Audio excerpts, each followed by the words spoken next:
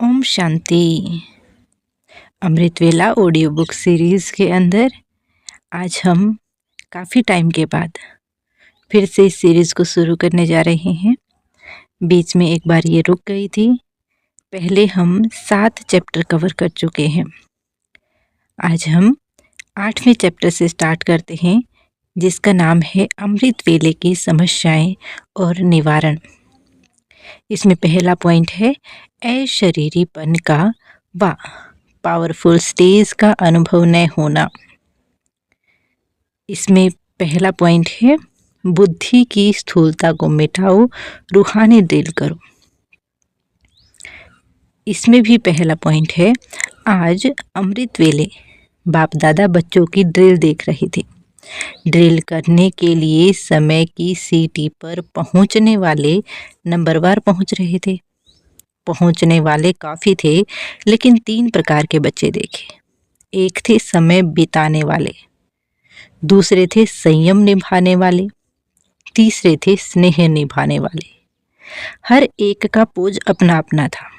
बुद्धि को ऊपर ले जाने वाले, बाप से बाप समान बन मिलन मनाने वाले कम थे। रूहानी ड्रिल करने वाले ड्रिल करना चाहते थे, लेकिन कर नहीं पा रहे थे। कारण क्या होगा? जैसे आजकल स्थूल ड्रिल करने के लिए भी हल्कापन चाहिए, मोटापन नहीं चाहिए। मोटापन बोझ होता है। ऐसे ही रूहानी ड्रिल में भी भिन्न भिन्न प्रकार के मोटी बुद्धि वाले बहुत थे। जैसे मोटे शरीर की भी वैरायटी होती है, वैसे ही आत्माओं के भारीपन के पोज भी वैरायटी थे। अगर अलौकिक कैमरा से पोज निकालो व शीश महल में यह वैरायटी पोज देखो तो बड़ी हंसी आए। जैसे आपकी दुनिया में वैरायटी पोज का खूब हंसी का खेल दिखाते हैं ना। बहुत ऐसे भी थे जो मोटेपन के कारण अपने को मोड़ना चाहते भी मोड़ नहीं सकते। ऊपर जाने के बदले बार बार नीचे आ जाते थे। बीज रूप स्टेज का अनुभव करने के बदले विस्तार रूपी वृक्ष में अर्थात अनेक संकल्पों के वृक्ष में उलझ जाते हैं। रूह रिहान करने बैठते हैं, लेकिन रूह रिहान के बदले स्वयं की व अन्य आत्माओं की शिकायतों की पूरी फाइल खोलकर बैठते हैं चढ़ती कला का अनुभव करने के लिए, लेकिन बाप दादा को बहानेबाजी की कलाएं बहुत दिखाते हैं। बाप दादा के आगे बोझ उतारने की बजाय बाप की श्रीमत के प्रमाण न चलने के कारण अनेक प्रकार की अवज्ञाओं का बोझ अपने ऊपर चढ़ाते रहते हैं। ऐसे दृश्य देखे। फर्स्ट पॉइंट में नेक्स्ट है संयम निभाने वाली आत्माओं का दृश्य भी बहुत हंसी का होता है। बाप के आगे गुणगान करने की बजाय बाप दादा द्वारा सर्वशक्तियों की प्राप्ति करने के बजाय निद्रा के नशे की प्राप्ति ज़्यादा आकर्षण करती है। सेमी नशे के साथ समय की समाप्ति का इंतजार होता है। बाप से लगन के बजाय सेमी निद्रा के नशे की लगन ज़्यादा होती है। यह सब आत्मा के भारीपन मोटापन से होता है। जैसे आजकल के डॉक्टर्स मोटेपन को कम कराते हैं, ऐसे ही अब मोटेपन को खत्म कर महीन बुद्धि ब्राह्मण बनो। फर्स्ट पॉइंट पे नेक्स्ट है मोटेपन को मिटाने का श्रेष्ठ साधन है खान पान का परहेज और एक्सरसाइज। बार बार बुद्धि द्वारा अशरीरीपन की एक्सरसाइज करो। बुद्धि का भोजन संकल्प है, उनकी परहेज रखो। जिस समय जो संकल्प रूपी भोजन स्वीकार करना हो वही स्वीकार करो। व्यर्थ से परहेज रखो। स्वयं पर नियंत्रण रख पूर्ण रीति परहेज करो। महीन बुद्धि बन जैसे चाहें जहाँ चाहें बुद्धि को लगा सकें। महीनता ही महानता है। जैसे शरीर की रीति से हल्कापन पर्सनैलिटी है, वैसे बुद्धि की महीनता व आत्माओं का हल्कापन ब्राह्मण जीवन की पर्सनैलिटी है। तो अब अनेक प्रकार के मोटेपन को मिटाने का लक्ष्य रख स्वयं को फरिश्ता अर्थात हल्का बनाओ। सेकंड पॉइंट है अपने को लक्ष्य दो। खुली हवा में बैठो। अमृत वेले याद का इतना अनुभव नहीं होता है, इसीलिए जैसे साकार में यहाँ बाहर खुली हवा में सैर भी कराते थे, लक्ष्य भी देते थे, योग का अनुभव भी कराते थे। जैसे शुरू में तुम अलग अलग जाकर बैठते थे सागर के किनारे, कोई कहाँ जाकर बैठते थे, ऐसे प्रैक्टिस कराओ।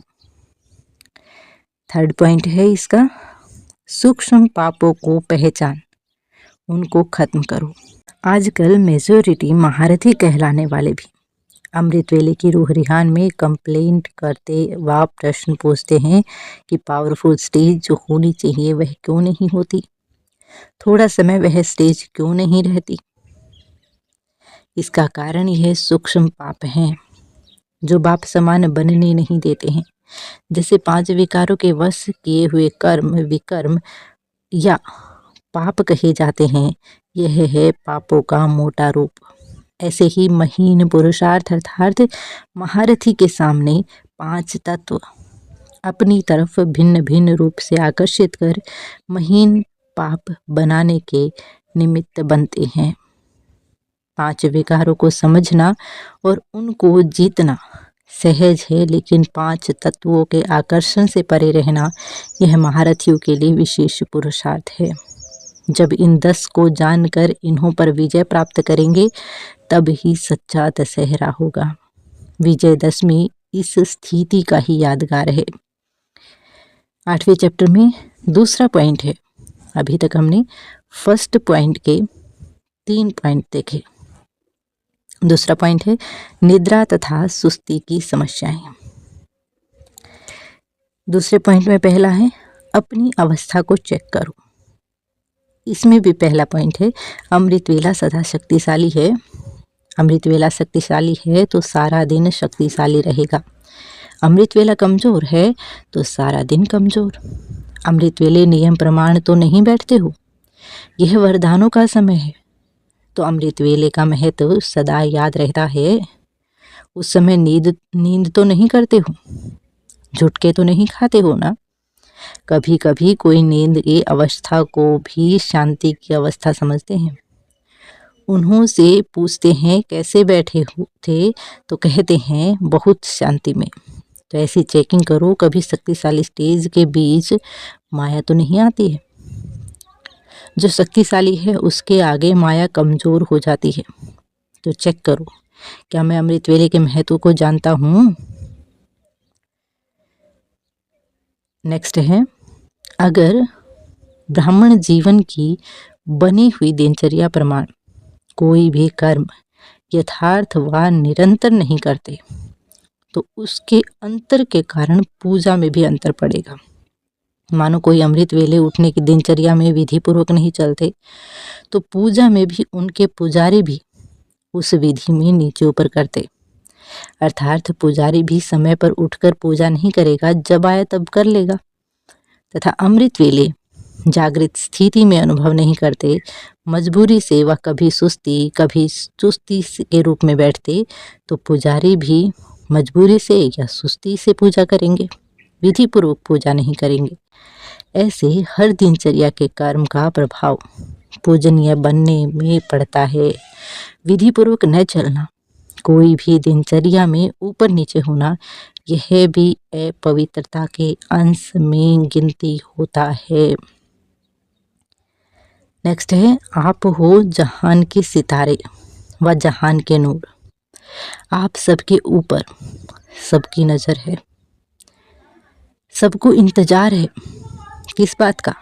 भक्ति मार्ग में एक शंकर के लिए कह दिया है कि आंख खोली और परिवर्तन हो गया, लेकिन यह गायन आप शिववंशी नूरे जहान का है। यह जहान की आंखें जब अपनी संपूर्ण स्टेज तक पहुँचेंगी, अर्थात संपूर्णता की आंख खुलेगी, तो सेकंड में परिवर्तन हो जाएगा। तो जहान के नूर बताओ, संपूर्णता की आंख कब खोलेंगे?